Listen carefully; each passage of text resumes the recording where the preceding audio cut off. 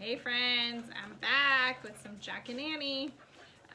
Sorry, I know it's been a couple days, but we had the weekend and then I was trying to figure out some technology stuff, do some trainings.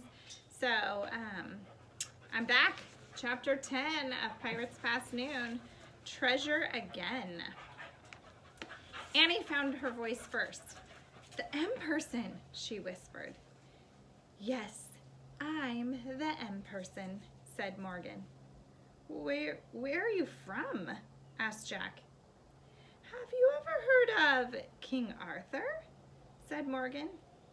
Jack nodded. Well, I am King Arthur's sister, said Morgan.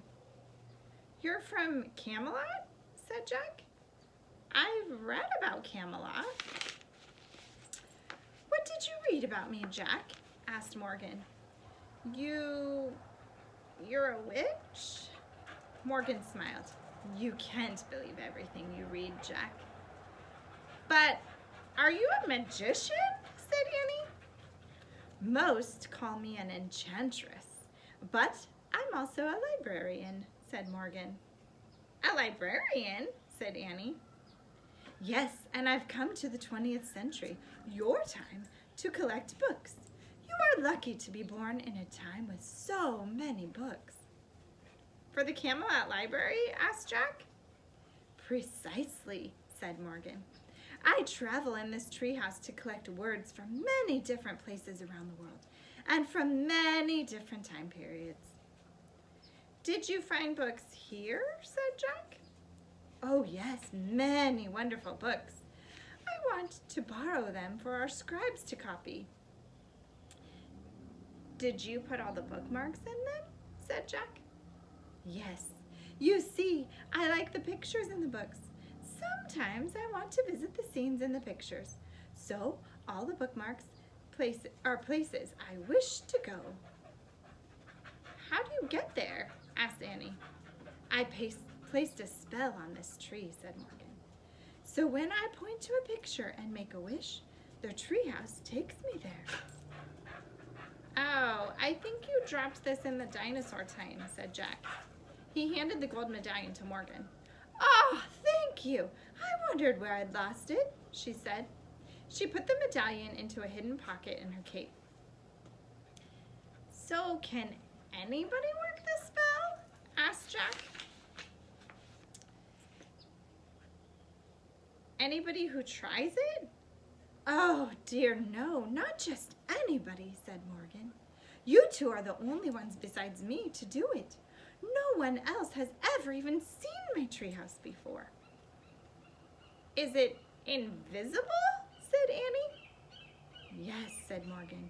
I had no idea it would ever be discovered. But then you two came along. Somehow you hooked right into my magic. How? Asked Jack. Well, for two reasons, I think, explained Morgan. First, Annie believes in magic, so she actually saw the treehouse, and her belief helped you to see it too, Jack. Oh man, said Jack. Then you picked up a book, Jack, and because you love books so much, you caused my magic spell to work. Wow, said Annie.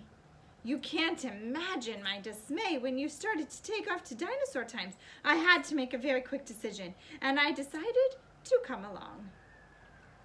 Oh, so you were the pteranodon, said Annie.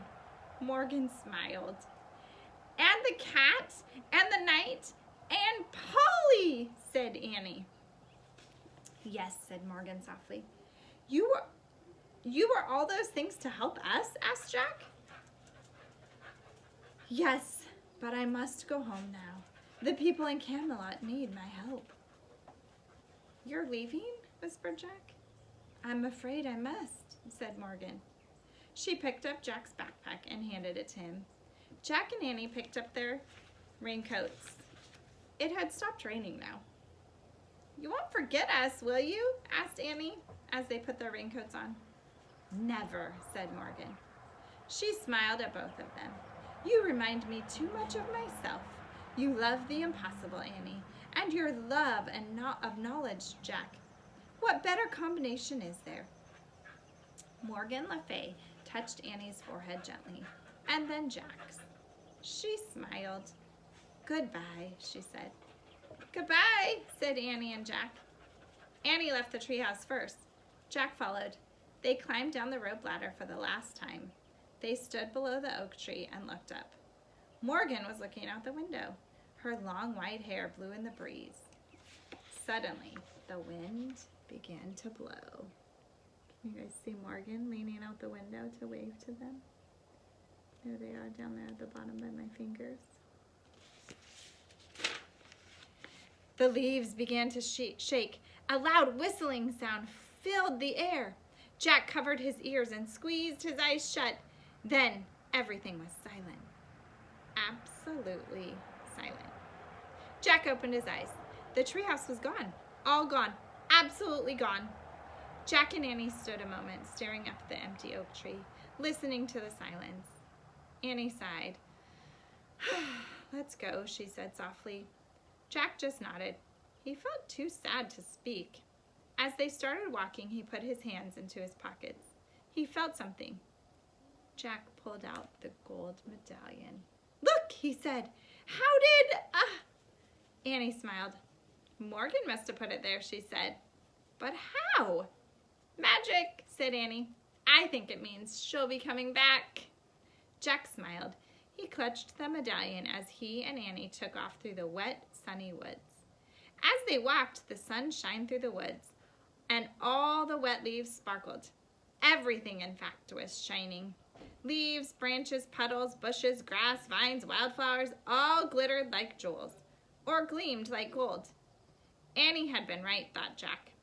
Forget the treasure chest. They had a treasure at home. A ton of it. Everywhere. What do you think their treasure is? I think maybe books or reading or learning. So, that is the end of the Pirates Past Noon book. I think Annie might be right. I think Morgan might come back because there is a Magic Treehouse book number 5. It's called Night of the Ninjas. Perhaps I can start reading to you tomorrow or Friday. We'll see what we have time for. All right. Thank you. Talk to you soon.